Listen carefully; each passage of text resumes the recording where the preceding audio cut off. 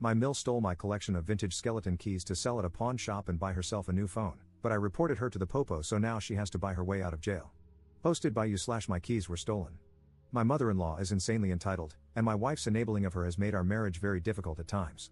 My mother-in-law has come to us for money frequently because she keeps spending herself into debt, as she's a hoarder and a shopaholic. Her house is full of garbage, junk, and unopened items she never uses. The house is also rodent infested. She has one semi-clean room in the whole house, which is the master bedroom. She set it up like a small studio apartment with a futon to sleep on and use as a couch, an entertainment center with a TV and streaming services, and a makeshift kitchen consisting of the adjoining bathroom, a mini fridge, and a microwave. My mother-in-law is also overweight because she eats out frequently. Recently, my mother-in-law came to us, specifically wanting me to buy her a new smartphone as an unprompted gift. She threw a massive fit when I refused, and I mean a full-blown childlike temper tantrum. Why did she want a new phone so suddenly? Hers was only 2 years old, that's literally it. As far as I know, it still worked fine, and even my wife has confirmed this. But my mother-in-law was adamant that she deserved a new phone. Before leaving, she yelled at us, saying we're supposed to be pampering her now that she's an old woman. She's 53. My wife also didn't want to buy her mother the phone because she had given her money not long ago to ensure her bills were paid. I have quite a collection of vintage skeleton keys, and I mean good ones. For example, keys from particular hotels, large ornate sergeants, brass railroad keys, reading hardware, etc. My collection as a whole should easily be worth $2,000 to $3,000. Some of those keys are extremely rare. I kept them in a locked display cabinet, but a few days ago, I came home to find my entire collection gone. The cabinet had been forced open. I checked the CCTV for the living room and saw my mother-in-law forcing open the cabinet with a small crowbar. She then placed all the keys in a couple of boxes she had brought with her and left. I immediately called my mother-in-law and demanded that she return my collection. She nonchalantly told me that she had already sold the entire collection at a pawn shop and used the money to buy her new phone. Then she said it was my fault and that she had to do it because I wouldn't give her the money. My wife was seemingly on my side until I said I was going to call the police. She begged me to drop it and even suggested I just start a new collection. I refused to let it go because many of those keys are not only expensive, but they're also irreplaceable. I spent 10 years building that collection. However, my wife kept blowing up at me, telling me to just let it go. Would I be wrong if I went to the police? Update 5 days later. Thank you everybody for the comments and advice. It finally made me realize that I was the only one keeping my marriage afloat, and it would likely never get any better if my wife wasn't on my side, even when her own mother stole something irreplaceable from me. This is going to be long, so TLDR, my mother-in-law got arrested, I got my keys back, and I'm divorcing my wife. To answer some quick questions I've received before getting into the nitty-gritty. 1. How did my mother-in-law get into the house? My wife unilaterally gave her a key when we moved in, that's why. 2. Why did I have CCTV cameras in the living room? Really? Wouldn't you, if you had something valuable on display there? 3. Is my mother-in-law on substances? No idea, she's always been crazy. 4. Did my mother-in-law steal from us before? Not that I've been able to tell, and I've checked everything I could think of. 5. What kind of phone did my mother-in-law get? I have no clue, but probably one of the cheaper smartphones given the amount of money she got from selling my stuff, unless she's on a payment plan. 6. Did my wife use my money to placate her mother before? Yes, she did. We primarily have separate accounts, but we also have a joint account for bills, which isn't used for savings. In 2 years of marriage, I'd say this happened about 5 times. Each time my wife took money from the joint account for her mother, she replaced it on her next payday. Though in hindsight, I think she only did so because she knew I wouldn't let it go. She'd always have an attitude with me for a few days after. I was in a bad marriage fog before, but this situation snapped me out of it. 7. Will I lock down my credit? I already have. Though I doubt my wife or her mother would be so foolish to try something like that, especially after my mother-in-law was recently arrested. Now, back to what happened that day. The police arrived and took my statement a little over an hour after I called the non-emergency line. I had the video footage and documentation of my collection ready. I also had texts that I had purposely obtained from my mother-in-law to bait her into a confession. I wanted to gather as much evidence as possible so she couldn't lie to the police. When I texted her, demanding she return my collection, she actually said LOL and told me there was no chance. She even boasted that she thought I was a pathetic son-in-law and that my key collection was tacky anyway. I asked her to at least tell me which pawn shop she sold the keys to so I could try to buy them back and how much they paid her. The dimwit admitted it all with glee in the texts. By the time the police arrived, I had everything I needed to back up my case. The cops took the matter more seriously than I expected. I was worried they might call it a civil matter since the thief was my mother-in-law and she had a key to the house. However, they arrested her not long after. The police even went to the pawn shop before it closed to retrieve my collection. I got everything back from the police after a couple of days. For now, I've placed the collection in a safe, secure location that no one can access. The pawn shop gave up the entire key collection to the police right away, like it was a bag of hot potatoes. I scrutinized every important key that was returned, and as far as I can tell, everything is there. That was a huge relief. I took time off work and barely slept for 2 days because of this ordeal. As for the cabinet my mother-in-law broke into, it's pretty much a total loss. She mangled the lock and doors while prying it open. Thankfully, it wasn't an antique, just something I got used for $50, so I'm planning to take it to the dump eventually.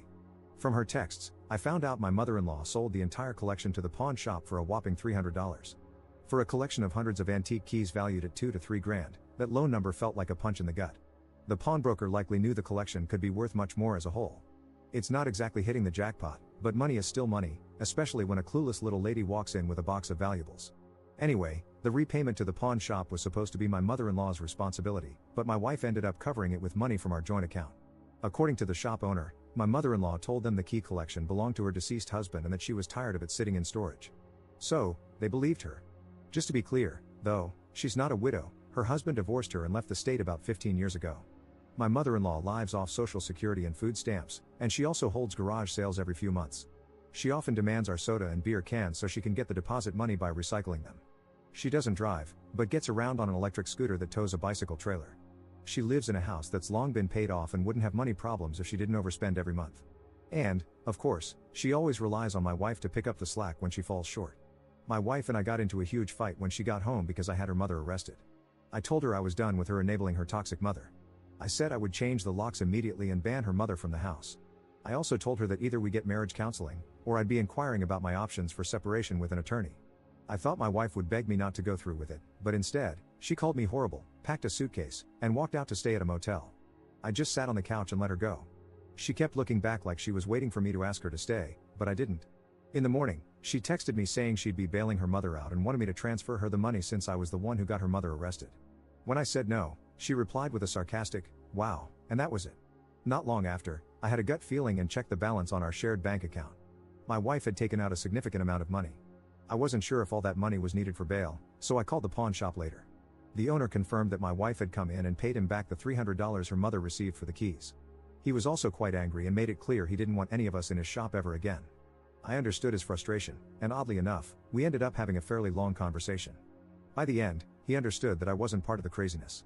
I tried to call and text my wife for hours, but she didn't respond. That evening, I managed to find her.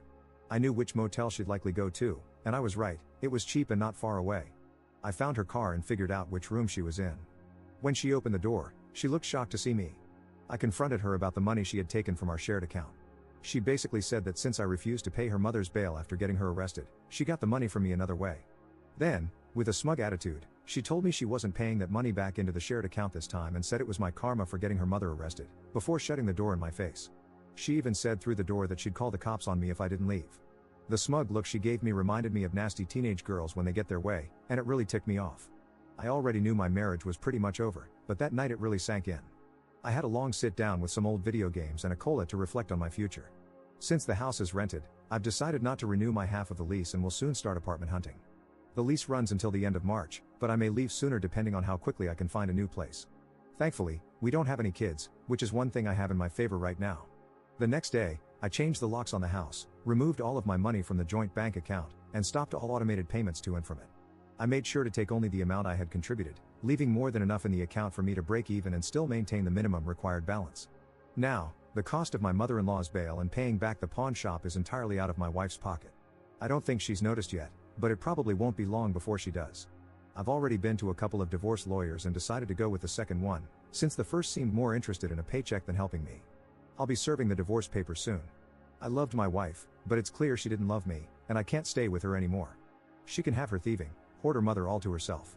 We both have comparable incomes, so I'm pushing for a clean split divorce. This woman didn't deserve me, and I fell for her act. She didn't want a husband, she wanted an insurance plan. I will also pursue any charges still possible against her mother. I'll update when more happens, but I want to be clear, I'm not changing my mind.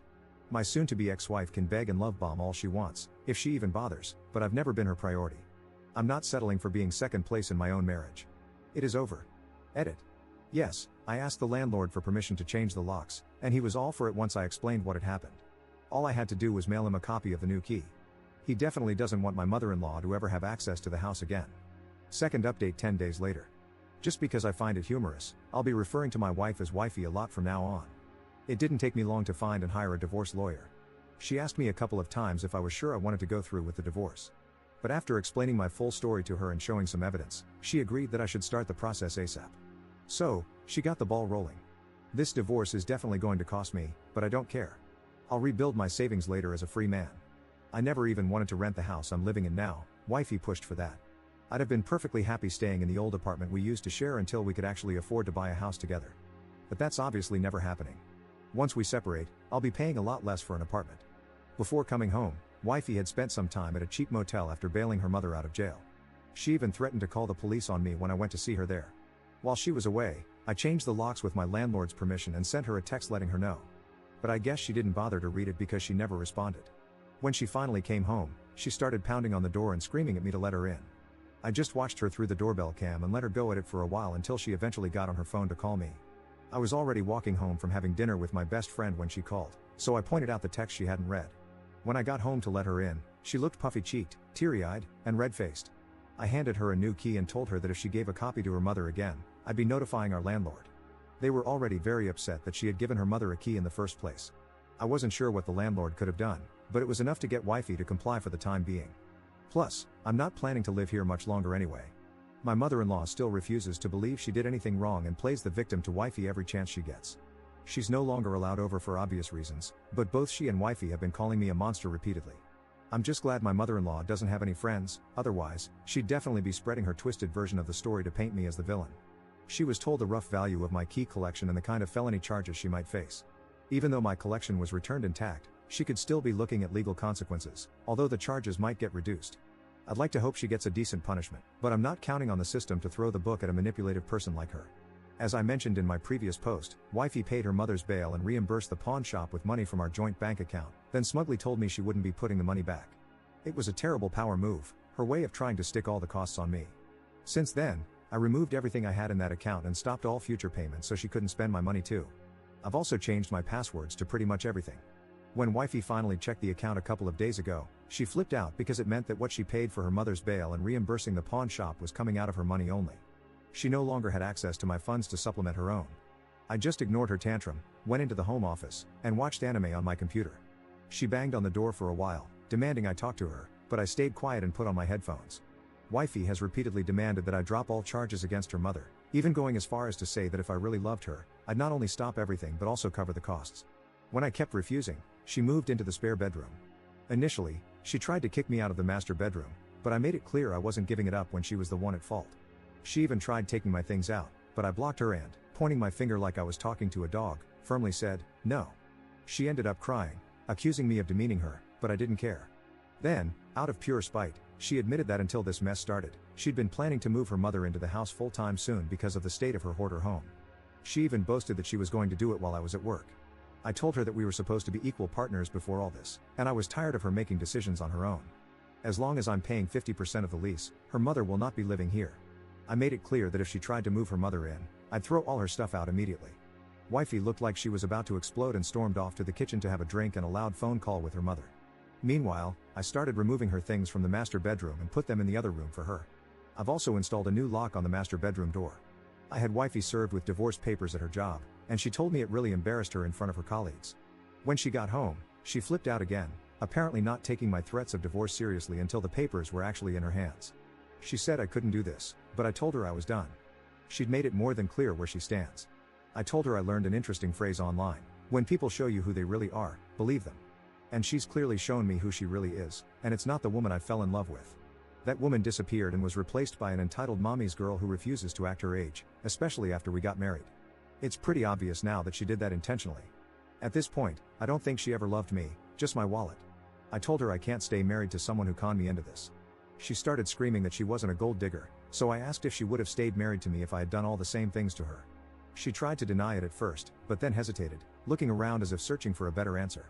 Finally, she resorted to her usual gaslighting to deflect, but I wasn't having any of it this time. I told her right then and there that I'm not renewing the lease on the house because I don't want to live with a petulant woman-child I can't trust. I even said that if she wants to keep the house, she's welcome to start a new lease and move her mother in once I'm gone. That's when the real waterworks started. She claimed I was destroying our family, and I fired back with, "What family?" I pointed out that we don't have kids, and her mother is more important to her than I am. We have no family. After that, I just walked away. She cried loudly in the living room for hours, but I ignored her. Now, she's giving me the hardcore silent treatment and refuses to look me in the eye. Honestly, I'm actually enjoying it, which seems to make her even angrier. As an added bonus, I warned my landlord about wifey's plans to move her mother in. I gave him all the details about my mother-in-law, the state of her hoarder house, and how wifey is a deceptive mommy's girl. I made it clear that if he allowed my mother-in-law to live in any of his properties, she would turn it into a disaster.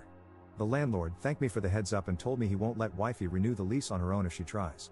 He plans to advertise the property soon.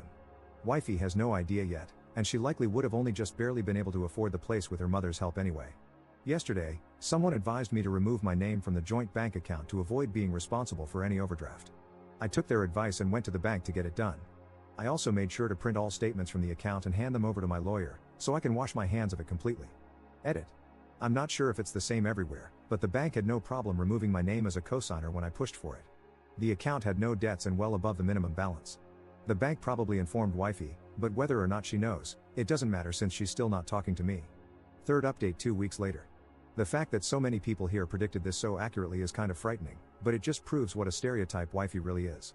After about a week of the silent treatment, wifey couldn't keep it up anymore and started love bombing me. She even tried to make dinner and get me drunk. While she was cooking, I told her I wasn't going to touch anything she made.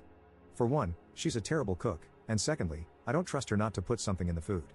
She made overcooked hamburgers, and I didn't touch them or the drinks she provided. The beer was already opened. She started crying, saying I was being mean for not eating her food.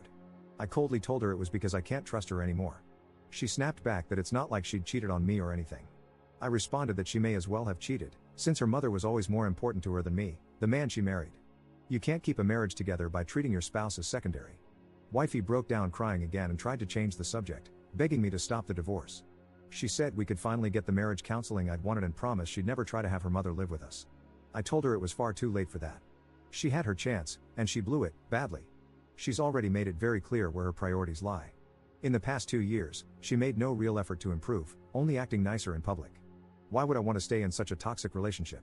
For once, she had to answer truthfully and admitted that she likely would have left me if I'd done the same things to her. But she still kept trying to convince me not to go through with the divorce, saying we could work things out. I couldn't listen to it anymore, so I just walked away and went into the office again. Wifey didn't stop and even tried to initiate intimacy multiple times. She tried touching me, running her fingers through my hair, and getting on her knees to entice me. But I didn't take the bait and stonewalled her attempts. She ended up gaslighting me with the "am I not good enough" line. I told her she used to be, but I just can't see her that way anymore. After I told wifey I couldn't see her that way anymore, she hit the bottle hard and ended up puking in the kitchen. At this point, I wouldn't put it past her to try and baby trap or frame me, so I've been locking the door when I sleep and even installed a hidden camera in the room. I want out of this house, but I can't leave until my new place is ready. Wifey has doubled down, sobbing and begging me not to go through with the separation and divorce, but nothing is changing my mind. I've already secured an apartment that'll be available in early to mid-March and have notified all utilities about the upcoming change. Now wifey's freaking out even more because she has to find a place for herself, but I don't really care where she ends up. I'm just glad I'll be free of this house soon. I've also made sure not to tell her where my new apartment is, and she's tried to get that information out of me 3 times already. As soon as my new apartment is ready, I'll start moving my things in. I'll be taking the bed from the guest room since I paid for it, and it'll be easier to move. It's a queen size, whereas the one in the master bedroom is a king. Wifey can keep the bulk of the furniture. She can leave it for the next tenant or sell it, I don't care anymore. The apartment I'm moving into is a 1-bedroom, and though the previous tenant left it in bad shape, it's getting remodeled. I chose this place because not only is the rent far cheaper than the house, but I'll also be much closer to my job, close enough to walk or bike to work. I haven't ridden a bike in years because wifey never wanted to, which is another thing she held me back from. So once I move, one of the first things I'm going to do is buy a bike. Edit. To clarify, wifey is the only one who's been drinking. I've avoided booze for a while now. Edit. I've received a lot of comments judging me based on this post alone. I'm not acting this way for no reason. Please read my prior post to understand what led to this. Edit. To explain the bike situation, wifey hates bikes and never wanted to ride with me, which made me gradually lose interest. Eventually, she threw out my old bike without asking me. I wasn't too mad since it was in bad shape, but I never replaced it, and that's on me. I'm still deciding what kind of bike to get, either a street MTB, a classic road bike, or a fixie. Fourth update 4 months later. I've decided I will no longer refer to my soon-to-be ex-wife as wifey, even that feels wrong now. So, from now on, I'll just refer to her as my soon-to-be ex-wife. At first, I thought nothing came of it as weeks went by, but I guess someone did look into it because my mother-in-law's house was eventually inspected. The house was found to be in even worse shape than I had imagined. It was not only a serious fire hazard to itself and everything around it and rodent infested, but there were also exposed electrical wires, a roof leak that had been left unfixed for years causing severe rot damage and black mold. The outside of the house didn't look that bad, and since it was in a neighborhood full of old houses that looked similar, no one had reported it until I did. My soon-to-be ex-wife figured out it was me who reported her mother, given the timing and everything.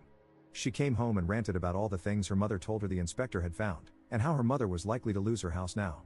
But honestly, it was only a matter of time before something like that happened.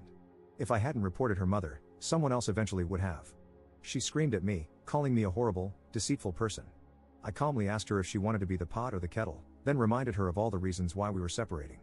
I ended up losing my cool and ranted at her, saying that her enabling of her mother caused this. Her acting like it wasn't important when her mother stole my irreplaceable skeleton key collection, which I'd spent a decade building, caused this. Her selfish, unilateral decision-making and bratty behavior since we got married caused this. Couples are supposed to make decisions together, but she kept making them for both of us without even asking for my input. So, for once, I made a unilateral decision of my own and reported her mother's hoarding. It needed to be reported anyway because it's a danger to both her and the people around her. I told my soon-to-be ex-wife that I was sick of constantly sucking it up, letting things slide while they acted like I was the bad guy and walked all over me. I made it clear her mother would get nothing more from me. And maybe, just maybe, she wouldn't be as crazy once she's no longer living in a house filled with the fumes of rotten garbage, rodent excrement, and black mold. My soon-to-be ex-wife just walked away, sniffling and cursing me. Yeah, I know I went too far. I'd been reduced to being just as petty as her. I made that call out of anger, but after I did it, I had no choice but to stand by my decision. My mother-in-law ended up demanding that my soon-to-be ex-wife cover the cost of cleaning and restoring the house, but she couldn't afford it. From what I've heard, my mother-in-law went off on her, telling her to find the money any way she could. She even demanded that I pay for it since I was the one who reported the house, saying my soon-to-be ex-wife should sue me. However, my soon-to-be ex-wife told her it wouldn't work. The house was in such poor shape, rotten garbage, exposed wires, roof leaks, rot, and black mold, that no one should be living in it to begin with. When my soon-to-be ex-wife tried to tell her mother that she couldn't afford to pay for the house to be cleaned and renovated, her mother attacked her like a wild animal. She hit and scratched her multiple times, even trying to pull her hair out. And then it happened, my mother-in-law had a heart attack right on the spot. Going into a rage on her daughter must have triggered it. My soon-to-be ex-wife called 911 while frantically searching for aspirin in the house, but by the time help arrived, her mother had already passed away. My soon-to-be ex-wife came home with a police officer in tow, absolutely furious and screaming at me about what had just happened to her mother. She blamed me for everything.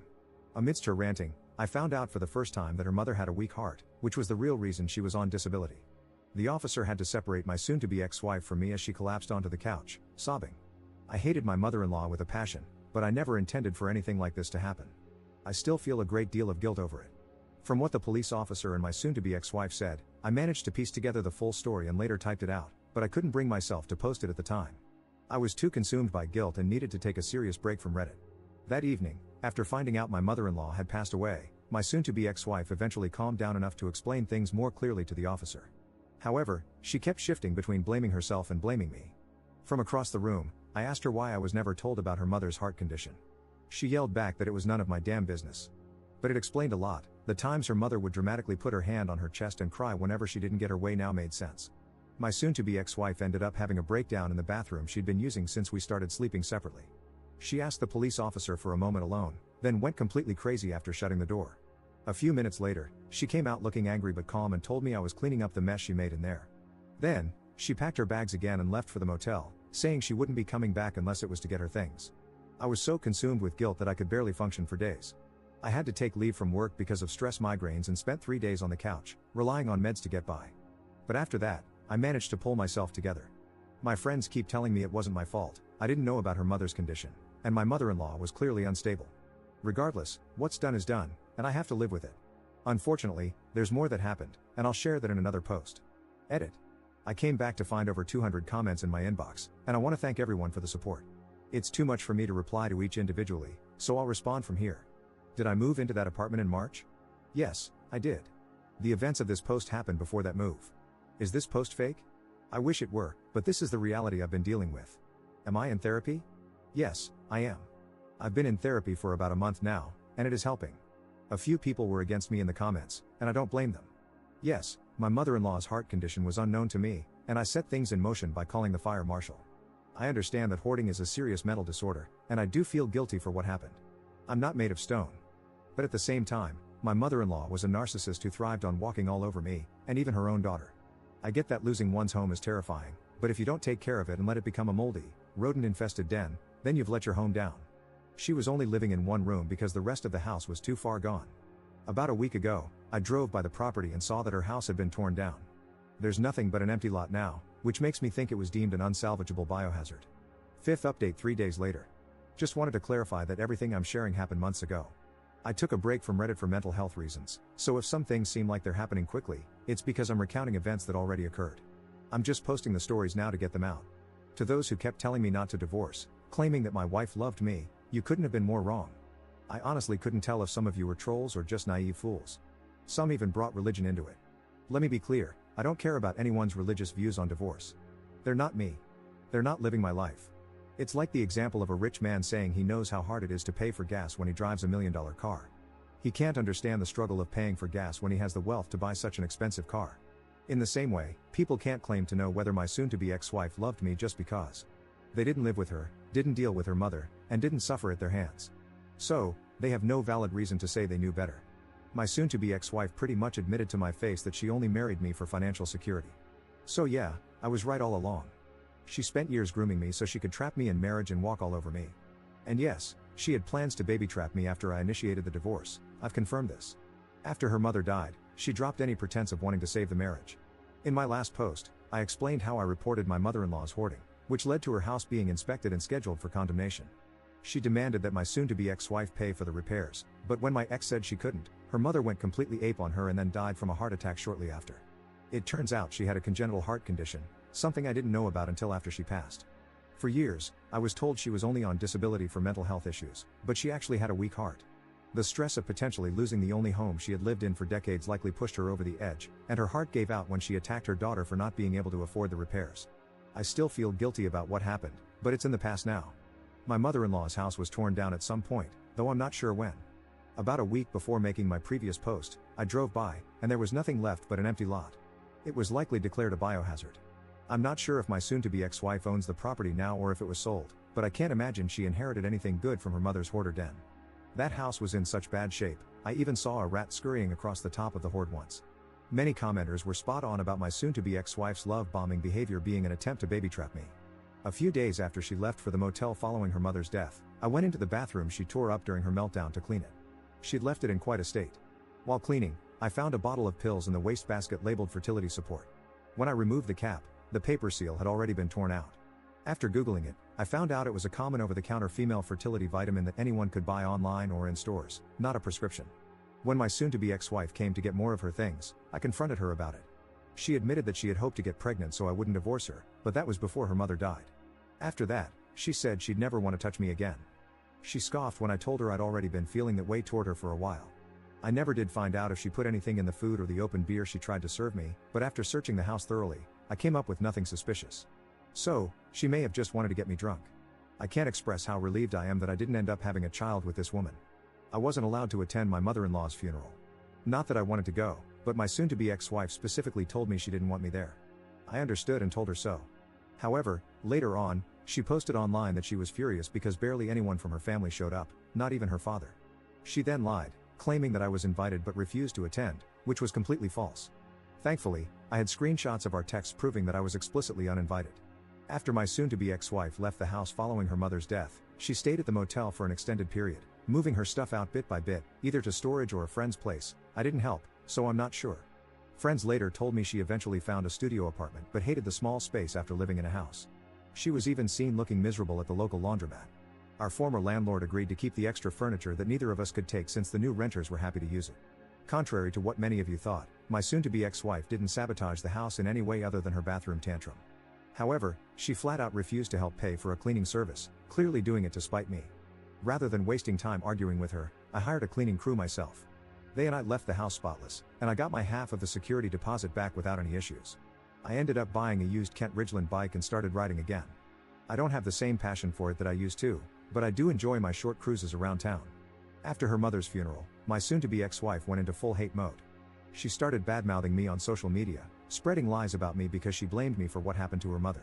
She accused me of being physically, emotionally, and financially abusive, which was completely untrue. If anything, she was the one who treated me that way. She also downplayed the value of my skeleton key collection, continuing to claim it was worthless. Thankfully, word had already spread through my friends and some former mutual friends about what really happened. They commented on her posts, setting the record straight to the point that she eventually took the posts down. Still, I got messages from angry flying monkeys who bought into her lies. The most common accusation was that I ended a sick old woman's life over a key collection. I responded to them by explaining my side of the story and showing evidence, including texts proving I wasn't invited to the funeral. I made it clear I was sorry my mother-in-law died, but I couldn't have predicted she'd have a heart attack.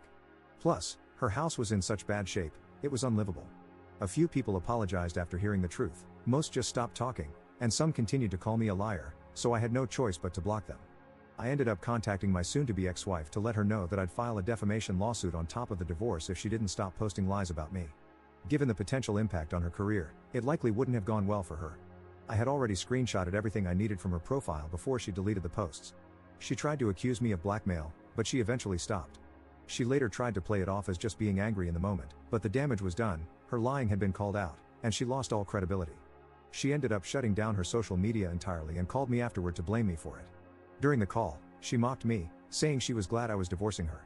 She also insulted me, saying I never satisfied her in bed because I was too vanilla, and said she wished she could have gone back to her ex-boyfriend. That last part actually stung a bit. To clarify, my soon-to-be ex-wife never cheated on me. A lot of people, including my friends, assumed she had, but no, she just spent a lot of time with her mother. I've also spoken with the guy who dated her before me.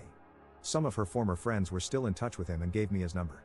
He told me he dumped her because she and her mother treated him the same way they treated me after I married her. That means the 3 years they played nice was part of a calculated move.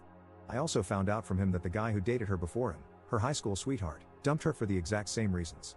It's a pattern that's been going on for years. There's still more to this, and I'll post again soon.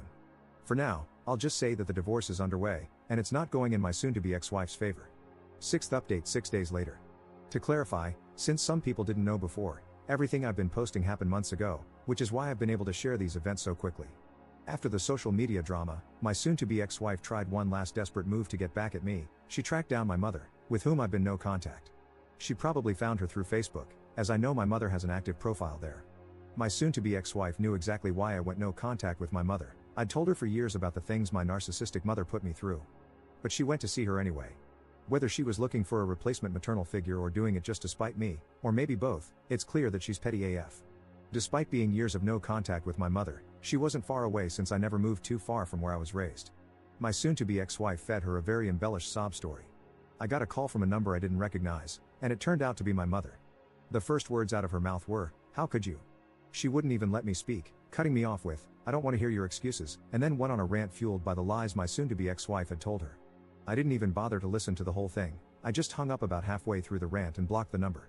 At that moment, I remember thinking, just great, the two people I hate most in this world are now banding together. My soon-to-be ex-wife figured out where I live, though I have no idea how. What mattered more was that she showed up with my mother. Seeing my mother again was like a bad flashback. She was just as judgmental and narcissistic as ever, but now with bleached blonde hair, still dressing like she was in denial about her age. The moment she started yelling at me, I snapped.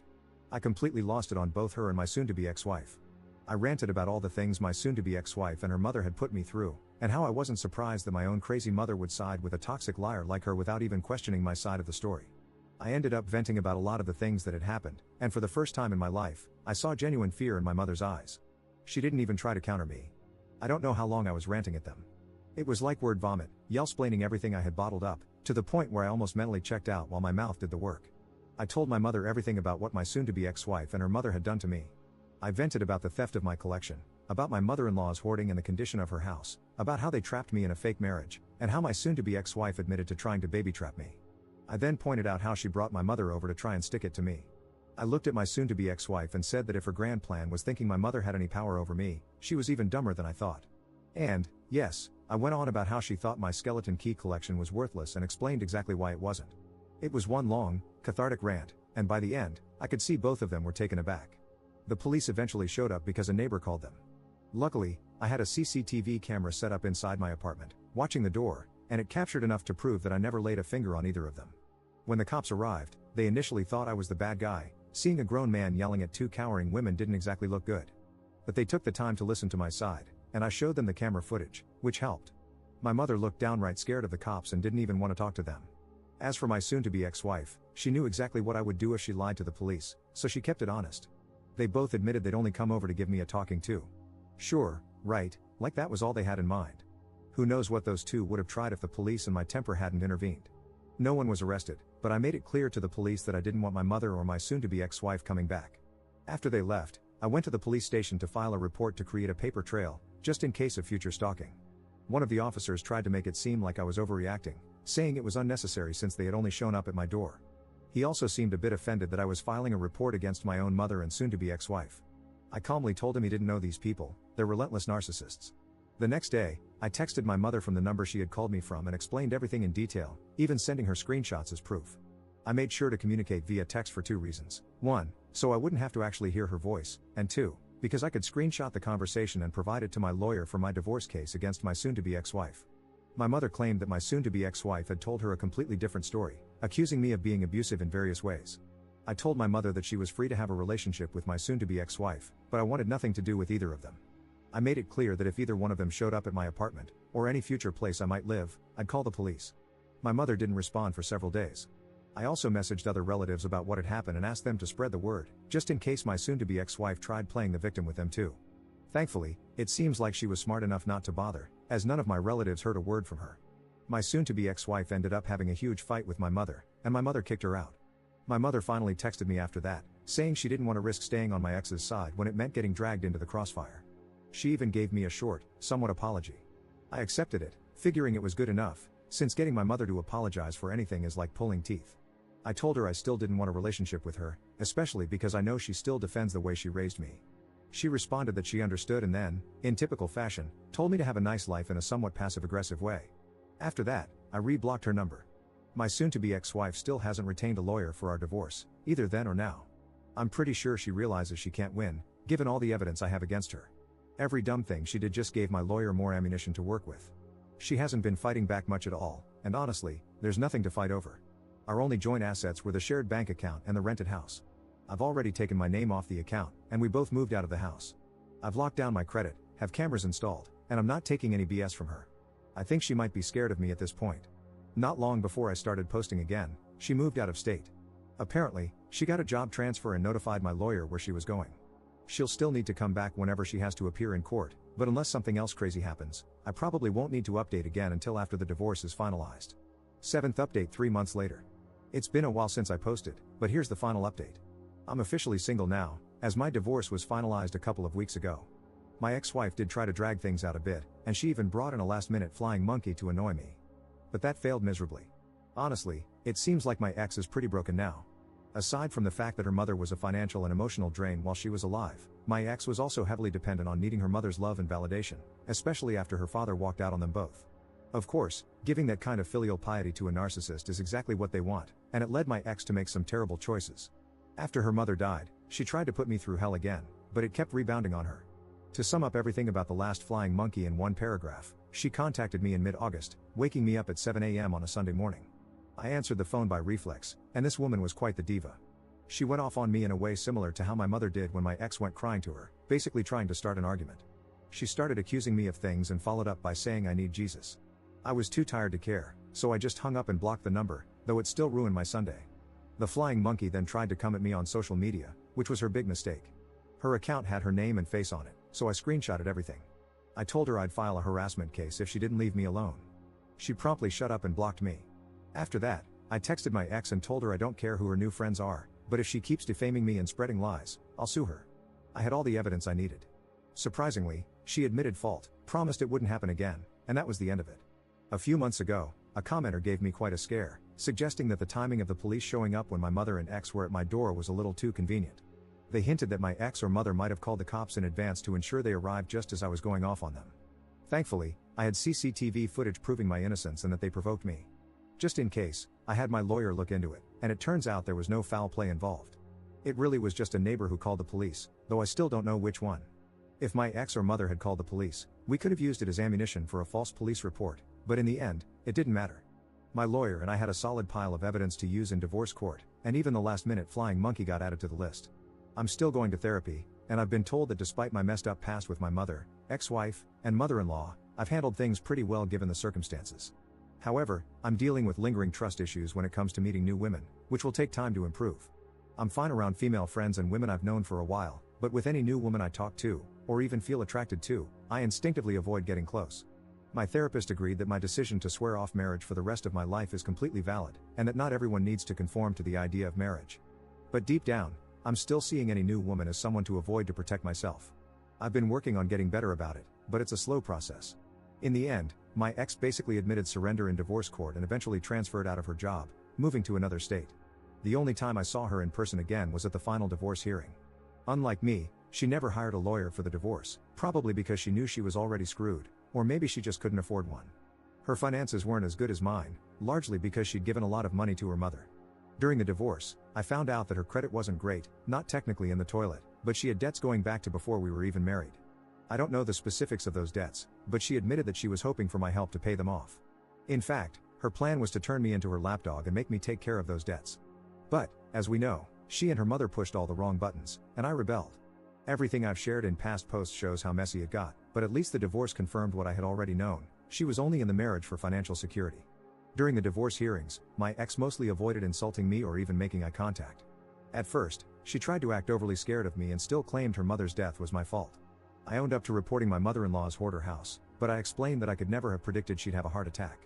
The house was unlivable and dangerous, not only to my mother-in-law but also to the people around it. The judge was appalled by the information on the house's condition, and my ex couldn't deny any of it. The judge also saw right through her manipulation tactics, especially after reviewing the stack of evidence I had on her and her mother.